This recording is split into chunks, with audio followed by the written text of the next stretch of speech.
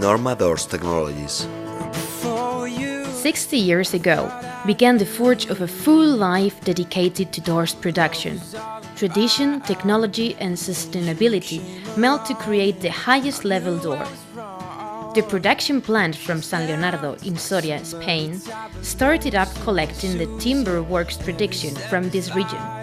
And only after a gradual factory modernization and time, along with different investments to acquire cutting-edge technology, today we are capable to supply doors to any corner of the globe.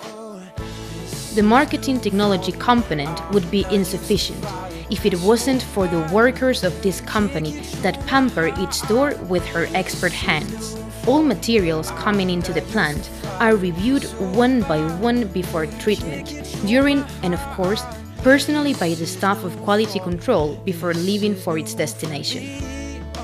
With a production capacity of 1,500 doors per shift, Norma Doors Technologies is not only a leader in production capacity, but also in quality and variety. Norma Doors products are backed by prestigious certificates as the M brand issued by AENOR, which ensures the resistance to moisture, flatness or resistance against hard, soft or heavy crush. The Certifire of Warrington laboratories, certifying the fire resistance for 30, 60 and 90 minutes. Or Pefc, which guarantees that the wood used in our doors comes from forests with controlled falling and that the chain of custody is saved. The various product ranges offered by our commercial team around the world are designed by a multidisciplinary team which takes into account trends, tradition, needs from different sectors and especially any proposal addressed to us from the street through our distributors or our website, normadoors.com.